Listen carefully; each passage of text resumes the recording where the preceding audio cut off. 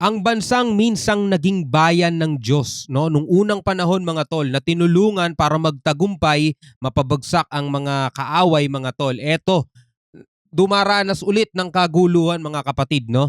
So handa na raw sila sa gagawing ground invasion kasama ang US, kasama ang Amerika. Navy warship gagamitin sa resupply sa West Philippine Sea mga kapatid. Yan ang ating aalamin. Bibigyan ng reaction video mga tol mula rito kay John Reps. Huwag mong kalimutan mag-subscribe.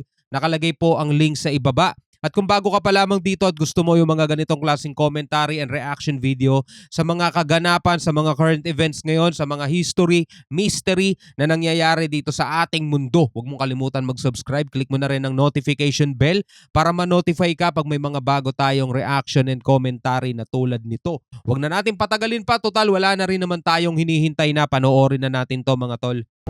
אין חשמל, אין מזון, אין מים, אין דלק. הכל סגור. Everything is closed. Isa yan sa pinakamahirap na pwede nilang ibigay, no? Kaya nga pag may mga bansang nagkakamali, di minsan sinasanction ng Amerika kasi parang economic sabotage ang nangyayari pagdating sa mga ganun, no? So eto, walang pagkain, walang tubig, lahat isasarado, walang electricity. Mahihirapan talaga magiging kalaban nila pag nagganon, tapos susugod na sa kalupaan, no? Hindi lang basta magbabagsakan ng mga ano, no? Ay nako, grabe na ang gagawin nila. Hindi lang airstrike ang gagawin ng Israel sa Gaza dahil ikinakasa na ang ground invasion nito na posibleng makasama ang US Special Forces upang mabawi ang mga hostage ng Hamas. Alamin ang buong detalye mamaya. At Philippine Navy ipinadala ang malaking barko nito sa Palawan na gagamitin sa maritime operation at resupply mission. Yun na yung hinihiling natin noon pa di ba? Ipakita ng ating Philippine Navy na talagang tinitindigan natin itong ayungin, no, itong ating West Philippine Sea. No, hindi yung tipong puro less provocative, gagamitin natin maliit na bangka para hindi masyadong nakakaapekto sa kanila, di ba? Hindi, ipakita natin dapat na eto, titindigan natin to, hindi kami naghahanap ng gulo. Kumbaga, ginagawa lang namin yung nararapat na gawin kasi amin naman tong lugar na to at wala kayong pakialam kung anong barko gamitin namin. Dapat ganun, di ba? Ganun dapat sila manindigan. Ang Israel naman at Lebanon ay patuloy ang sagupan sa ngayon kung saan nagpakawala ng 15 rockets ang Hezbollah. Kaya't para malaman ang buong detalye ay tumutok at makinig na mabuti. Simulan na natin.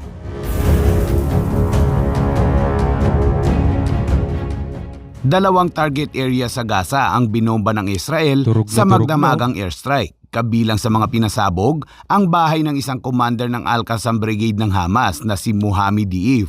Nasawi ang kanyang ama, kapatid na lalaki, mga anak at iba pang mga kamag-anak. May miyembro pa rin daw ng pamilya sa ilalim ng gumuhong bahay.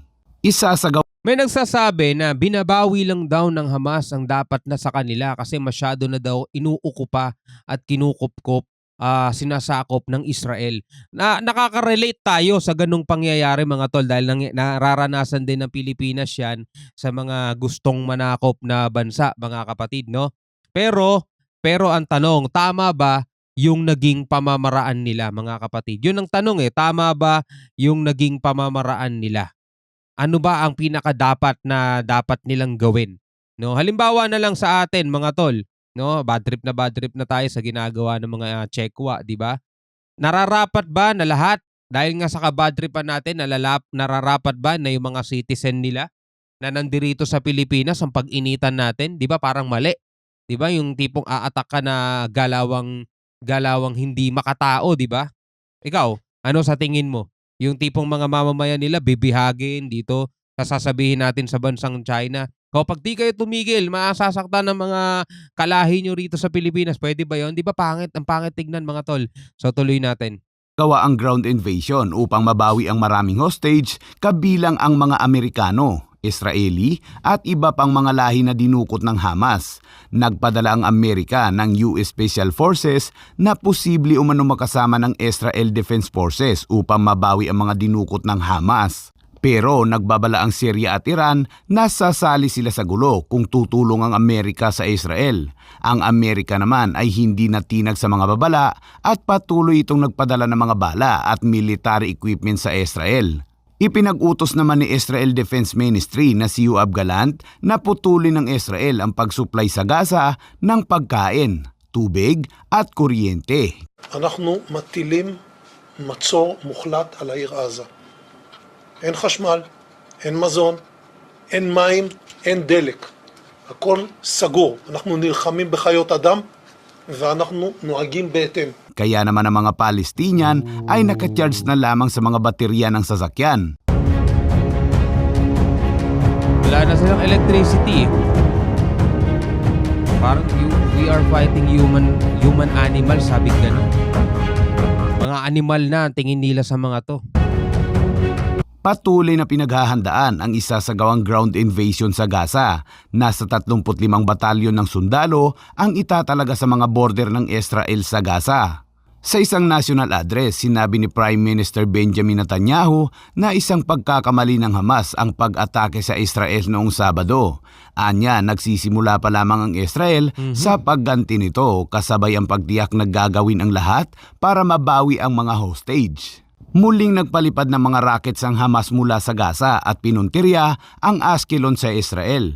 Makikita sa video ang pinakawalang rockets ng Hamas na patuloy ding hinaharang ng air defense system ng Israel na Iron Dome. Pero ayon sa ulat, may ilang mga nakakalusot pa rin na rockets. Samantala, ang Lebanon naman ay nagpakawala ng 15 rockets patungo sa Israel. Nagpost din ito na may mga ilang tangke ng Israel din silang pinasabog. Sa ngayon ay wala pang pahayag ang Israel kaugnay sa sagupaan kontra Lebanon. Samantala, sa ibang balita naman mga kabayan, nakadaong ngayon sa Palawan ang malaking barko ng Philippine Navy na BRP Davao del Sur. Bukod sa maritime operation, ay gagamitin din daw ang barko sa resupply mission sa mga isla sa Kalayaan Island Group sa West Philippine Sea. It is one of the largest vessel ng Philippine Navy natin that can conduct multifarious military and non-military operations. Right now, we are at Western Command Joint Operations Area and nandito kami to increase our naval presence. We will do our best to protect yung territorial integrity and of course maintain our sovereignty. Agad na mapapansin ang taas at lawak ng barko na angkop sa pangunahin nitong misyon na magkarga ng mga sasakyan at gamit ng militar. Laki, Mayroon no? itong flight deck na halos sinlawak ng basketball court kung saan kayang maglanding ang take-off ng 2 helicopter. Sa kabilaang gilid naman ng barko ay nakahanda naman ang mga rigid inflatable boat. For military operations, we have the Sea Leaf logistics run.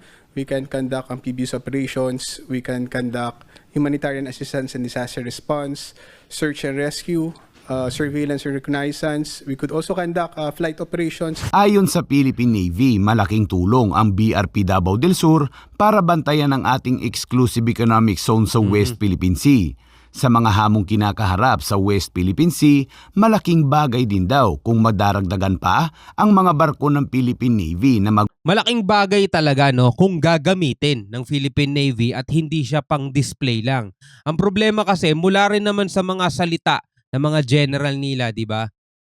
Pwede naman daw gamitin sa resupply mission pero hindi daw ginagamit kasi baka magkaroon ng tension. So para saan tong mga to? Di ba? Para saan? Kung hindi rin naman pala gagamitin at natatakot ang Pilipinas baka magkaroon ng tension, 'di ba? Iisipin mo ba magkakaroon ng tension kung ang pinapangalagaan mo lang is yung sarili mong teritoryo o nasa isip mo na hindi mo to teritoryo at natatakot ka na baka pagsimulan ng tension yung pag ginamit mo gray ship, 'di ba? Normal lang naman 'di ba?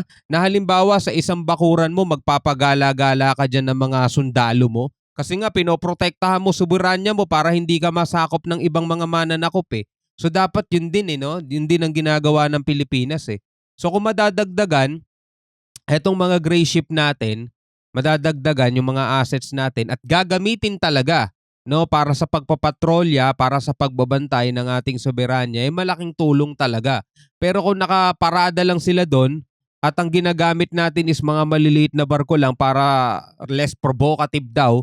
Less provocative sa mga nananakop ha. Biruin mo, yung mga mananakop pa iniisip natin na hindi sila maprovoke. Baliktad no? Yung mga mananakop dapat nga pinepuwersa nating paalisin eh. Pero para less provocative daw ang ginagamit natin mga maliliit na bangka, mga mga PCG, mga PCG na mga pulis pangkaragatan, di ba? Di ba? Natatakot nga yung ibang mga senator natin dahil baka maka one step forward daw tayo. Pwede ba naman yun?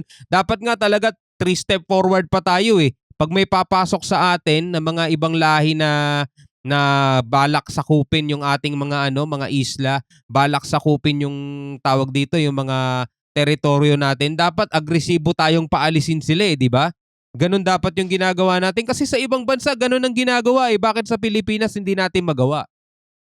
Tingnan nyo sa Indonesia, mga tol, di amak na mas maliit na bansa yun kaysa sa atin. Pag may pumasok na bangka sa kanila at illegal na mangingisda, one warning lang. 'Di ba? Napanood na natin yan sa maraming video. One warning lang, pag di ka umalis, lubog bangka mo. Oh, one step forward ba yun o 10 step forward agad yun?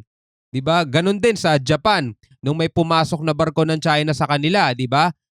Inipit nila sa gitna. O ganun din naman sa Taiwan. Taiwan na yun, napakaliit na yun ha. 'Di ba may pumasok na fishing vessel, binangga nila, hinuli nila yung mga sakay tapos kinumpiska nila yung mga isda.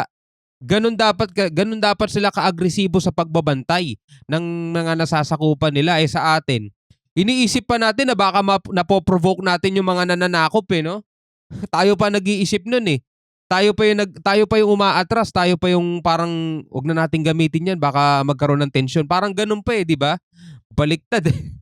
Magbabantay sa ating teritoryo. Sa loob among kinakaharap sa West Philippine Sea, malaking bagay din daw kung madaragdagan pa ang mga barko ng Philippine Navy na magbabantay sa ating teritoryo. Sa loob naman ng barkong ito ay nakaposisyon ang 2 landing craft utility vessels na kayang magkarga ng mga sundalo at military equipment.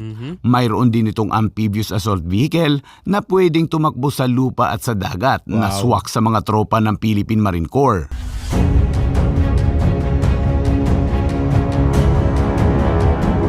Dapat ipakita nila sa Pilipino. Samantala, bumalik naman tayo sa usapang Hamas mga kabayan dahil ang Hamas ay may kakaibang estratehiya sa pag-deploy dahil imbis na gumamit ng sasakyang panglupa, abay gumagamit ang mga ito ng paraglider, isang parachute na mayroong upuan at motor sa likuran kaya mabilis na nakakarating ang mga ito sa mga lugar na kanilang pupuntahan.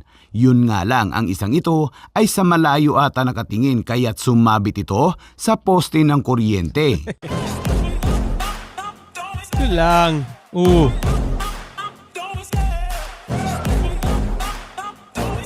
I love the chase and the hunt, and I set the pace when I'm